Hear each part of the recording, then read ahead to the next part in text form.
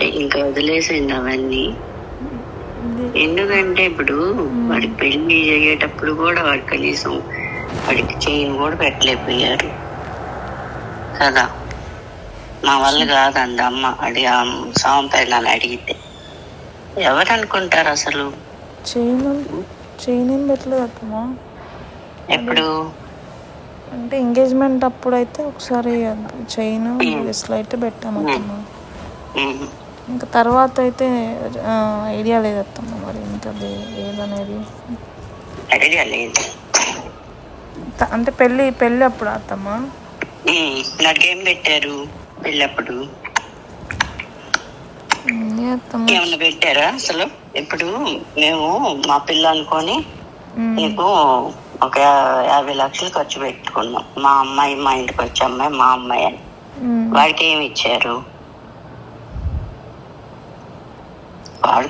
వాడికి ఒక వాల్యూ ఉండాలి కదా. అదే అత్తమ్మ, దాని తర్వాత అయితే ఏమైతే అడగలేదు అత్తమ్మ. చైన్ బ్రేస్లెట్ అయితే ఎవరు తాంపేది అని అడిగితే మా వాళ్ళు కాదండి మమ్మీ. అంటే మీ ఇంటికి వచ్చాక ఎవరు అసలు? అత్తమ్మ మా అమ్మ. ఇప్పుడు నేను అమ్మబేటని ఎలా చూసుకుంటా?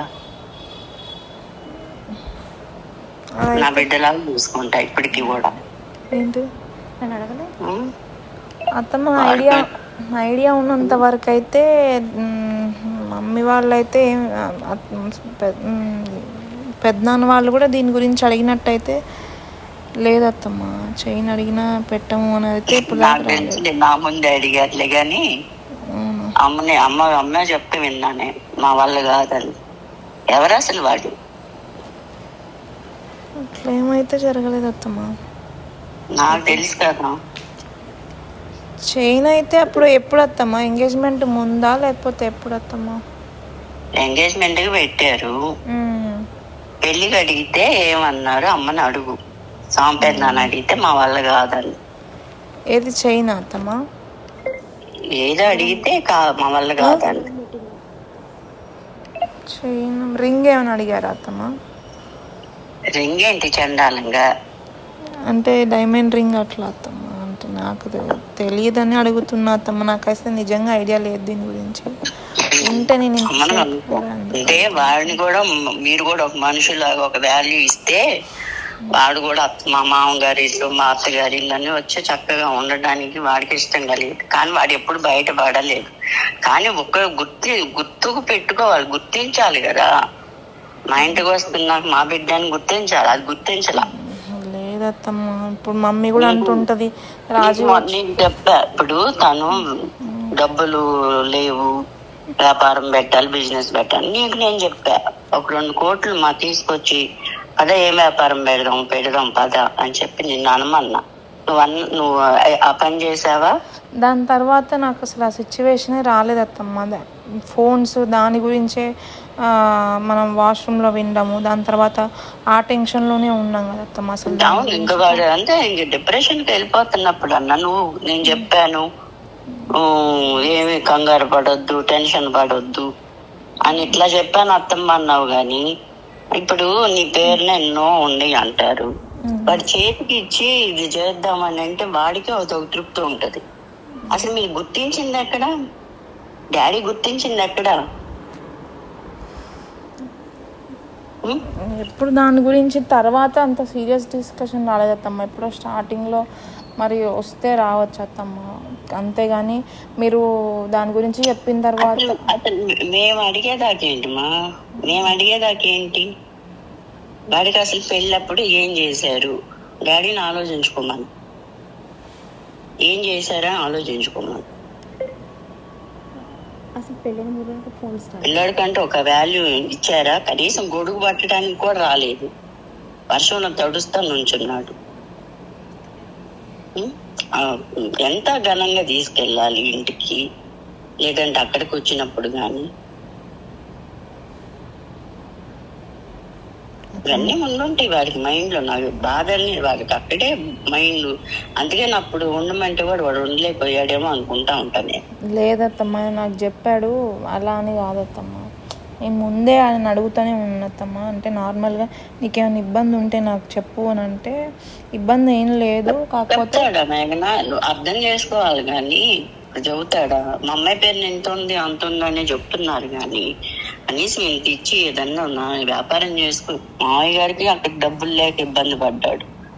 ఇప్పుడు ఏంటి తక్కువ రేట్లకైనా బిడ్డల ముందు ఒక వాళ్ళకి డబ్బులు చేతికి ఇచ్చి బిజినెస్ చేయించాలని తక్కువ రేట్కైనా అమ్మేశారు ఇప్పుడు కొన్ని స్థలాలు. అత్తమ్మ మీరు అప్పుడు ఒకసారి అన్నారు అత్తమ్మ దీని గురించి, ఒకసారి ఇట్లా ఇట్లా ఆయనతోనైనా ఆయన తృప్తిగా ఫీల్ అవుతాడు అని అన్నారు కదా అత్తమ్మ. ఇప్పుడు నాకు తెలిసిందైతే నేను చెప్తున్నా అత్తమ్మ, ఇది స్టార్టింగ్లో చేయనదైతే నాకు నిజంగా ఐడియా లేదు. చెప్పింది అమ్మ, చెప్పింది నా ముందే సాంపేదని అడిగాడే. నాలుగు అడిగితే మన వల్ల కాదండి అంటే అసలు వాడికి వాల్యూ అంటే ఎక్కడ ఇచ్చారు? అయితే ఇది అసలు ఎంత వేదనగా ఉంటుందో తెలుసా? ఇప్పుడు నువ్వు నా ఇంటికి వస్తుంటే నా ఇంటి బిడ్డ నా బిడ్డ అనుకొని నీకు ఖర్చు పెట్టుకున్నావు. ఎందుకు? మేము అప్పులు చేసుకొని వడ్డీలకి డబ్బులు తెచ్చుకొని కూడా మా బిడ్డ అని చెప్పి నీకు అట్లా చేసుకున్నాం. అంటే పెళ్లి ఖర్చులు తీసి మామూలుగా 2 కోట్లు అయింది. ఆ రిసెప్షన్ సంగతి పక్కన పడేసి నీ వారు నీకు నేను చెప్పా, నువ్వు నమ్మ, నువ్వు తెచ్చుకునేది మనకు ముఖ్యం కాదు.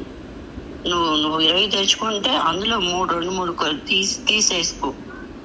డైమండ్ సెట్ కొనుక్కో. రేపు నీతో పాటు ఇంకో అమ్మాయి ఇంటికి వస్తుంది, నువ్వు చక్కగా డైమండ్ సెట్ ఒకటి కొనుక్కో. ఆ డబ్బులు వచ్చి మనకేం చేయవు. ఇప్పుడు నీ పేరున ఎన్నుండే మాకైతే తెలియదు. ఆ డబ్బులు వచ్చి మాకు ఇక్కడేం వరగబెట్టేదే ఉండదు. కానీ నలుగురిలో ఉన్నప్పుడు ఒక ఇది మనకు కనబడాలి అంటే ఇట్లా చెయ్యమ్మని నీకు చెప్పానా? చెప్పారు అత్తమ్మ. మీరు కూడా వెంటనే కాకుండా మొన్ననే అయింది కదా పెళ్ళి, కొంచెం టైం తీసుకో, ఇప్పుడే కాదు అని అన్నారు కదా అత్తమ్మ. డైమండ్ సెట్ కొనుక్కున్నాను, అది కుదరదు. ఇప్పుడు మమ్మీ డాడీ వాళ్ళు ఎంతసేపు ఎక్కడో ఉండే అల్లుళ్ళకి కొంతనేసి చెప్పారు కానీ మా అల్లుడికి అట్టు పెట్టారు, మీరు పెట్టరా, మా అమ్మాయికి ఇలా పెట్టారు, మీరు పెట్టరా అని చెప్పి అన్నారు. కానీ ఒక ఇంటిలో వచ్చి ఉండే కోడళ్ళని గురించి నేను చెప్తే అసలు డాడీ పట్టించుకున్నాడా? ఏదత్తమ్మా? దేని గురించి అత్తమ్మా? అసలు మామూలుగా చెప్పారంట. ఇప్పుడు 2వ అబ్బాయికి వచ్చే అమ్మాయి బాగా ఉండమ్మాయి, మా ఆడపడుచు కట్నం పిల్లకి 50 లక్షలు ప్రాపర్టీ ఇస్తుంది, ఇవన్నీ చెప్తే కూడా అవి పరిగణలోకి తీసుకోవాలా? అంటే ఇద్దరు ఇంటి కోడళ్ళు ఇంటికి వచ్చే చోట దాని గురించి పరిగణలోకి తీసుకోరు కానీ ఇద్దరు వేరు అల్లుళ్ళు పరిగణలోకి తీసుకోవాలా? కాదు, ఎప్పుడు చెప్పారు అత్తమ్మ ఇదంతా? ఇద్దరు ఇదంతా అప్పటి నుండి జరుగుతూనే ఉంది. మీరైతే స్టార్టింగ్ లో అప్పుడు ఒకసారి మాకు చెప్పారు కదా అత్తమ్మ, అది డైమండ్ నెక్లెస్ తీసుకోమని చెప్పి.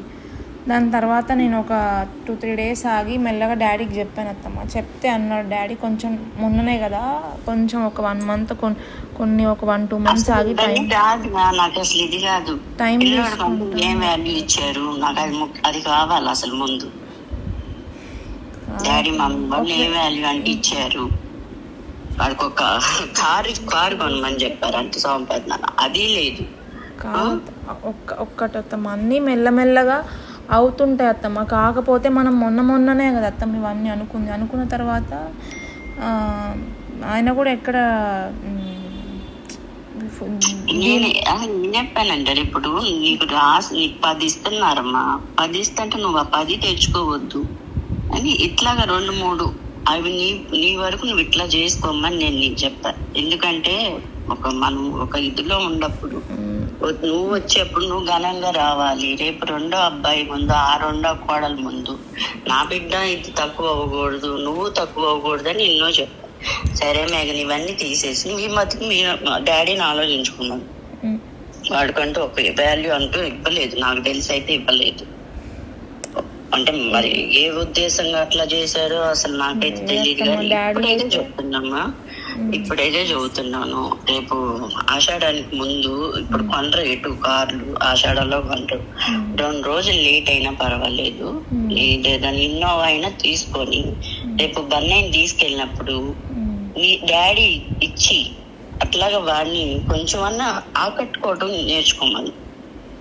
అంటే ఇవి ఇస్తేనే ఆకట్టుకుంటాడా అంటే దానికి నేను సమాధానం చెప్పలేను. కానీ కొంచెం వాడిని మంచి చేసుకోవడం, మంచిగా చేసుకోవడం ఇవన్నా చేయమని డాడీ. ఎప్పుడన్నా కనీసం మామగారి ఇల్లు అత్తగారి ఇల్లు అని రావాలి కదా వాడు కూడా. వాడికి ఉండాలి కదా మైండ్ లో కొంచెం అన్నా నా మామగారు నా అత్తగారు అని కలగాలి కదా. నా సొంత మనుషులు అనేది కలగాలి కదా. మీరు వేరుగా చూస్తే వేరుగానే ఉంటారు. నిజంగా నేను ఇప్పుడే మనం నమ్ముకునే దేవుడి మీద అయితే ఒట్టేసి చెప్తున్నా, నేనైతే ఎక్కడ తక్కువ చూడలేదు అత్తమ్మ. అంటే చూడలేదంటే మా ఉద్దేశంలో అంటే వాడికి వాల్యూ ఎక్కడిచ్చారు? మమ్మీ అయినా డాడీ ఎక్కడ పట్టుకున్నారు? మమ్మీ డాడీ అయినా ఎక్కడ పట్టుకున్నారు? అలా కాదత్తమ్మ, మమ్మీ అయినా డాడీ అయినా వచ్చినప్పుడు తింటున్నా, రాజు మాట్లాడుతున్నా, ఎక్కడన్నా ఉన్నా కూడా నా కొడుకులాగానే అనిపిస్తుంది అని మమ్మీ ఫీల్ అయింది తప్ప తప్పుగా అయితే ఒకవేళ తెలియకుండా ఏమన్నా మిస్టేక్స్ చేసి ఉండొచ్చు అత్తమ్మ. గొడవ అట్లాంటివి ఏమన్నా తెలియక చేశారు కానీ కావాలని అయితే జరిగినాయి కాదత్తమ్మ. మీరు ఒకవేళ ఆ విషయంలో ఫీల్ అయితే నేను నిజంగా సారీ చెప్తున్నాను అత్తమ్మ. అవి ఇంకొకసారి రిపీట్ కూడా అవ్వవు. కాదు నన్ను ఇప్పుడు నేనేం చెప్తానంటే, ఇప్పుడు ఆషాఢం 2 రోజులు లేట్ అయినా పర్వాలేదు, శ్రావణ మాసం వచ్చాక 2 రోజులు లేట్ అయినా పర్వాలేదు. డాడీ ఒక కారు కొని అక్కడ ఇంటి దగ్గర పెట్టి రేపు అన్నయ్యని తీసుకొని వెళ్తారు కదా, అప్పుడన్నా వాడికి అట్లాగన్నా ఇచ్చి కొంచెం వాడికి వాల్యూ ఇచ్చి వాడిని కొంచెం అన్నా మా పిల్లోడు అన్నట్టు, మేము నీకున్నామమ్మా అన్నట్టు కొంచెం ఆ భరోసా అన్న కల్పించండి. మేము కూడా మీ మనుషులమేమ్మా అన్న భరోసా అన్న కల్పించండి. డాడీ అయితే అంటే కలిగిస్తారు అత్తమ్మ, కొంచెం లేట్ అటు ఇటు అయినా కానీ డాడీ అయితే అసలు అట్లా ఫీల్ అవ్వలేదు అత్తమ్మ. నా ఎప్పుడైనా ఇంకా చెప్పాలంటే అక్క వాళ్ళ హస్బెండ్ కంటే కూడా రాజీవ్ని ఇంకా ఎక్కువ ఇష్టంతో తీసుకున్నాడు అత్తమ్మ అన్నీ కూడా. అందుకే ఒకవేళ తక్కువ స్పాన్ ఆఫ్ టైంలోనైనా డాడీకి ఉన్న దాంట్లో అయితే అప్పటికప్పుడు అడ్జస్ట్ అయిన దాంట్లో అయితే ఇప్పుడంటే నాన్న, ఇప్పుడు కార్ ఎందుకు చెప్తున్నానంటే అది లోన్ మీద కట్టుకోవచ్చు, నెలకి ఇంత అనేది కట్టుకోవచ్చు. అయితే ఇది అసలు అట్లీస్ట్ మీరు చెప్పిన మాట నేను ఇంకా మమ్మీ వాళ్ళ వరకు కూడా రీచ్ చేయలేదు అత్తమ్మ. ఏంటంటే ఇది అప్పుడు బిజినెస్లో కొన్ని సాంప్రదాయం అయితే చాలా సార్లు కారు కొనండి బన్ను, కారు కొనండి అని బన్ను అని డాడీ చాలా సార్లు అయితే చెప్పాడు. ఇదైతే ఏ టైంలో అత్తమ్మ? పెళ్లి తర్వాత? పెళ్ళి అయ్యాక, పెళ్లికి ముందు అయితే చెప్పాడంట. పెళ్లికి ముందు అయితే చెప్పలేదు అనుకుంటామ్మా. అయితే పెళ్లి తర్వాత అయితే మీరు అప్పుడు నాతో అన్న ఈయనకి కొంచెం కార్ కావాలి ఎటన్నా వెళ్ళడానికి అని మొన్న కదా జరిగింది. అప్పుడు జరిగింది. అది డిప్రెషన్ లో ఉన్నప్పుడు నా కార్ ఇప్పిందని నాకు తెలిసింది కూడా అప్పుడే జరిగింది. పెదనాన్న వాళ్ళే అడిగారు సాంప్రదాయం. ఇప్పుడు అసలు అది కాదు నేను అనేది ఏంటంటే, వాడికి కూడా కొంచెం మేము నీ మనుషులమయ్యా, నువ్వు మా బిడ్డవన్నా ఆకట్టుకోవడం, ఆ భరోసా కల్పించమని డాడీ అట్లన్నా. రేపు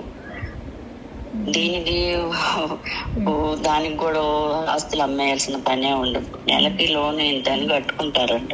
అలా కట్టుకొని ఒక ఇన్నోవా కార్ రేపు వచ్చినప్పుడు అట్లాగా అన్ని కొంచెం అన్నా ఆకట్టుకునే విధంగా చేయమని డాడీ. తీసుకెళ్ళి అన్నం పెట్టి నిన్ను పంపించడం కాదు, బట్టలు పెట్టి. ఇదైతే చెప్పు డాడీకి.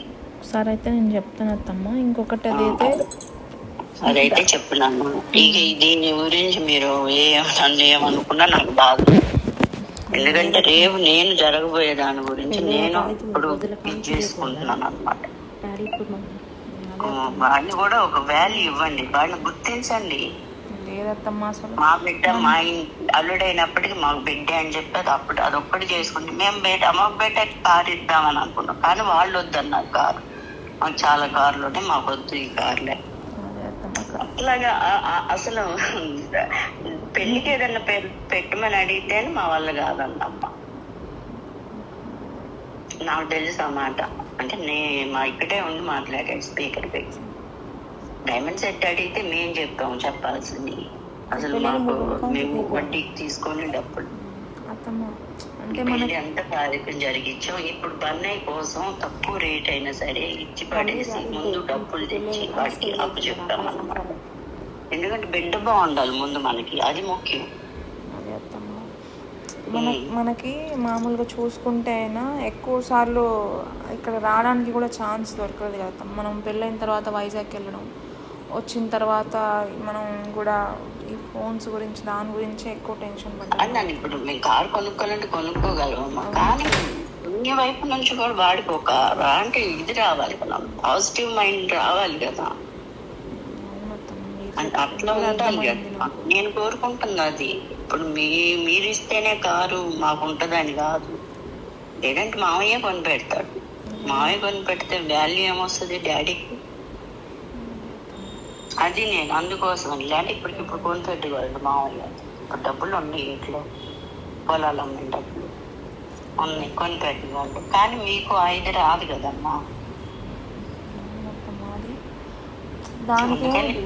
నేను ఆలోచించుకొని నిర్ణయం తీసుకున్నా. నేనే నీకు చెప్తాను, నువ్వు అది ఎట్లాగా ఆచరణలో పెట్టుకుంటావో ఇక నీ ఇష్టం. అది నేను పెట్టుకోకపోయినా నేను చేసేదంటూ ఏమీ లేదు. లేదత్తమ్మ, మీరు సరే మీరు చెప్పినా ఇప్పుడు మేము చెప్పినా పెళ్ళైన తర్వాత మేమిద్దరం మంచిగా ఉండాలనే చెప్తారు అత్తమ్మ మీరు.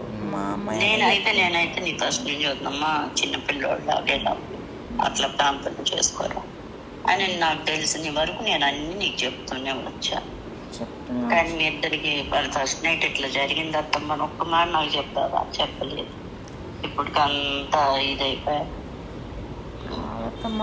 నేను ఆయనతో కూడా చెప్పుకుంటూనే వచ్చాను అత్తమ్మ. అత్తమ్మ మీరు అడిగిన రోజే నాకు చెప్పాను కూడా, అత్తమ్మ ఇట్లా అడిగింది మరి అంటే మనం ఏమని చెప్పాలి అంటే, అలా ఎందుకు చెప్తావు, ఇట్లనే చెప్పు మరి, ఎందుకు బాధ పెట్టడం మమ్మీ వాళ్ళని అని అన్నాడు అత్తమ్మ. మరి ఆయన అన్న తర్వాత ఆయన కాదని చెప్తే మళ్ళీ ఆయన ఏమన్నా అనుకుంటాడు, ఆయనకి ఏమన్నా బ్యాడ్ ఫీలింగ్ అట్లా ఏమన్నా వస్తుందేమో అని చెప్పి నేను కూడా చెప్పలేదు అత్తమ్మ. అప్పటికి నేను ఆయన ఫోర్స్ చేస్తూనే వచ్చాను. మరి ఎన్ని రోజులు ఉంటాము ఇట్లా అని చెప్తే, దాని గురించి తర్వాత చూద్దాం, తర్వాత మాట్లాడదాం అనుకుంటూ ఇంకా దాని తర్వాత నీకు చెప్తూనే ఉన్నాను అత్తమ్మ. మెల్ల కిందికి వచ్చి అట్లా ఫోన్స్ మాట్లాడుతుండము అట్లా చేస్తున్నాడు, బాత్రూమ్కే వెళ్తున్నాడు, లేట్గా స్నానం చేస్తున్నాడు, వచ్చే వరకు పడుకుంటున్నాను. ఇంకా అవన్నీ అయిపోయినాయి. అసలు ఇప్పుడు నేను జరగాల్సిన దాని గురించి చెప్తున్నాను మీకు. అదే అత్తమ్మ, అసలు అది అయిపోయింది, అదొక పీడకల అత్తమ్మ, ఇది అయిపోయింది అసలు, అది వదిలేద్దాం. అదే అత్తమ్మ, మీరు చెప్పింది అర్థమైంది. అంటే కాకపోతే మనం ఏంటంటే ఆయన మా ఇక్కడికి రావడానికి కూడా ఎక్కడ కూడా ఛాన్స్ అంతగా పెద్దగా దొరకలేదు కదా అత్తమ్మ. అంటే పెళ్ళైన కొత్తలో 16 రోజుల పండుగ లేదా దావత్ అట్లా ఇచ్చినప్పుడు వచ్చారు, కానీ సపరేట్గా ఆయన మమ్మీ వాళ్ళ ఇంటికి వెళ్ళేసి వద్దాం. అసలు ఆకట్టుకుంది ఎక్కడమ్మా, నేను అది అడుగుతున్నాను. అది ఎక్కడ ఆకట్టుకున్నారు అంటే టైం అనేది ఎక్కువ లేదు కదా అత్తమ్మ. మనకు ఉన్నది 1.5 month అయింది అత్తమ్మ. కార్కి ఎంత కావాలరా? కార్కి ఎంత కావాలి అత్తమ్మ? అదే కారు గురించి కాదత్తమ్మ అన్నది, అన్నీ ఆకట్టుకోవడానికైనా ఇక్కడికి ఆయన సపరేట్గా ఎప్పుడు వచ్చింది లేదు కదా అత్తమ్మ. సరే అదే కానీ ఇప్పుడు మాత్రం జరగాల్సింది నేను చెప్పాను. కొంచెం అది ఇది పెట్టుకోని మనసుల్లో ఇప్పుడు అట్లా చేసి